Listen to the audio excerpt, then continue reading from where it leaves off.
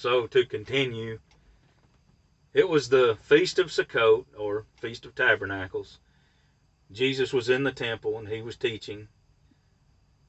And there was a dialogue between Jesus and the Pharisees, and they got completely, totally upset with him because he just refused to let them rule the conversation about them being descendants of Abraham, how they, we're special, but he was telling them that they're sinners, and they didn't want to hear that. No, no, no, no. And then all of a sudden, they after he says that I am, there at the end of the chapter, they took up stones to stone him, and he hid himself and passed through their midst and went out the door of the temple. Wasn't his time yet, because there's 6 months left, and Jesus is not going to spend all his time of the rest of his time arguing with false teachers about their doctrine. Some false teachers want to hang on to their doctrine because they're wolves. Some are wolves in sheep's clothing, and some you can tell they're wolves. They don't hide it at all. It's those that are in sheep's clothing you got to be concerned about, because it's, unless you stay in his word, you can't tell the difference, because they will act like Jesus. They will say that they're performing miracles like Jesus. They will do many mighty deeds just like Jesus, it looks like. It appears so. They're going to stand before him and proclaim that on Judgment Day. And he's going to say to them, you can say it with me, depart from me, for I never knew you. So you can't judge by what you see.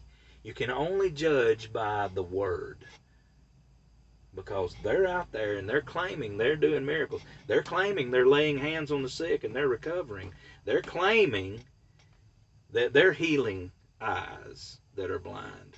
They're claiming they're raising the dead. They're claiming a lot of stuff, but they're simply liars, charlatans, put-ons, fakes. Oh, and they'll quote verses. They'll quote verses, and they'll steal your substance. They'll steal your life away from you. But he passed through their midst, and what did he do? He comes, here we go, John chapter 9, right when he went out the door, he stops. When they're wanting to kill him, here is another testimony of the grace and the love that Jesus has for his sheep that hear his voice and know his voice. He sees a blind man there that was blind from birth, John chapter 9. And that whole chapter is about that blind man. It's about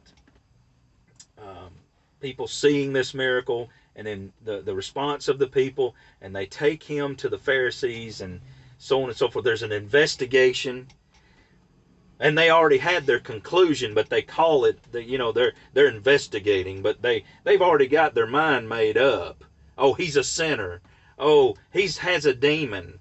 Oh,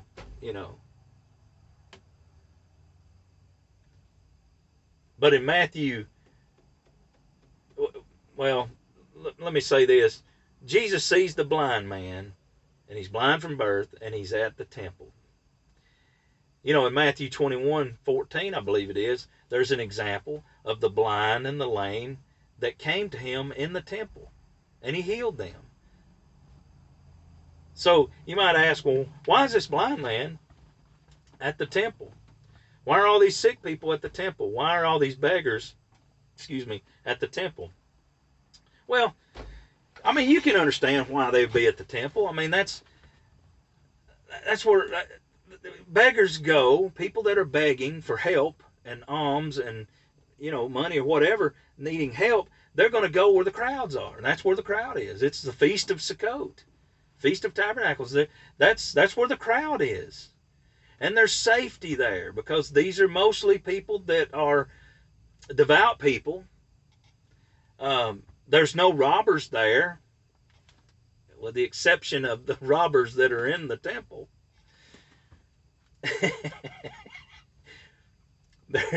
There's oblations morning and evening, the offerings, and people are bringing their offerings, because of their guilt and their shame,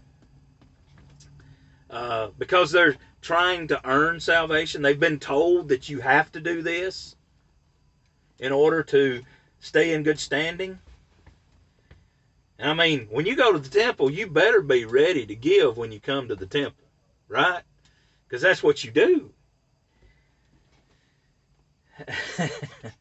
And so the beggars are there because they know that people are feeling guilty and they're more apt to give. And, it's like at Christmas time. I mean, the people are going to go where the people are to put their hands out to receive some help. It just makes sense. And so I just kind of wanted to introduce this chapter to you, because the next thing that happens will dispel all kinds of false doctrine and false teaching. And I'll get into it in the next video, but search this stuff out for yourself. Take everything I say with a grain of salt. And I want to see people delivered from the lies so they can walk in the truth. So that they got their eyes focused on Him and not